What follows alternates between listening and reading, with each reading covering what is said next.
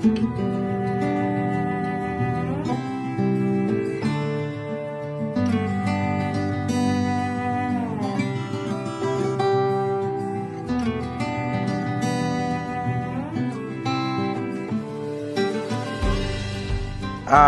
নাম মোস্তফা আক্তার মহিউদ্দিন। আমি Magura agriculture park লিমিটেডের চেয়ারম্যান। আমি মাগুরা এগ্রিকালচার পার্ক নিয়ে কাজ করা শুরু করেছি প্যান্ডেমিকের মধ্যে। We are based on paper industry. My third generations are paper industry people, যারা এই সেক্টরে কখনো জড়িত ছিল না। আই থট অফ যে ফার্মিং নিয়ে কাজ করলে বাংলাদেশে এটা একটা অনেক বড় একটা প্রসপেক্ট আছে এখনো, যেটা নিয়ে বাংলাদেশে মানুষ কাজ করে না। অ্যান্ড আমাদের ডিফারেন্ট একটা এক একজনের মুখে এক এক টাইপের কথা শোনা যায় যে ফুল অটোমেটিকলি ভাবে ফার্ম চালান, কেউ বলে ন্যাচারালভাবে করেন।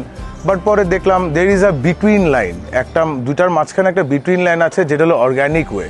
সো উই থট অফ যে আমরা আমাদের ফার্মিংটা এমনভাবে করব বা আমরা আমাদের ফার্মটাকে এমনভাবে চালাবো যে ফুল অর্গ্যানিক ওয়েতে যদি চালানো যায়। তো আমাদের যেমন কোনো গাছের জন্য আমাদের কোনো এক্সট্রা পাওয়ার কনজামশন নেই, আমাদের ইলেকট্রিসিটি কনজামশন নেই, আমাদের ওয়াটার কনজামশন নেই। আমরা যে ওয়াটারগুলো আমাদের ফার্মে গোসল করানোর জন্য বা ফার্ম ক্লিনিংয়ের জন্য যে ওয়াটারটা ইউজ করি, ওইটাকে দিয়ে আমরা আমাদের পুরা ফার্মের ইরিগেশন সিস্টেম চালিয়ে থাকি। অ্যান্ড নট টু মেনশন, আমরা যেটা সবাই বলে যে বাংলাদেশে এত ফিড আসে, এত ফিড বেচা কিনা হয়, ফিডের দাম কমে না, তাহলে এত ফিড যায় কই? ফিড তো নিশ্চয়ই তাহলে কেউ না কেউ ইউজ করে। হ্যাঁ, ডেফিনেটলি মানুষ ইউজ করেই ফিড, বাট আমরা আমাদের ফার্মে একবার 100% যতটুকু ট্রাই করি যে ন্যাচারালভাবে করা। ইনফ্যাক্ট নট টু মেনশন, মানুষ বাইরে থেকে ঘাস নিয়ে এসে খাওয়ায়। We have our own land, যেটা আমাদের ফার্মের থেকেও বড়, জাস্ট ঘাসের জন্য করা। আমাদের 4-5 রকমের ঘাস করা হয়, সিজনাল ঘাস, সো দ্যাট লাইক একটা সিজনে এই ঘাস ভালো আসে, পরের সিজনে আরেকটা ঘাস ভালো আসে। তো এই জন্য আমাদের উই ম্যানেজমেন্টটাও করা। অ্যান্ড নট টু মেনশন, যেটা বললাম যে আমরা অর্গানিকভাবে কাজ করি, আমরা কোনো কিছুই ওয়েস্টেজ করি না।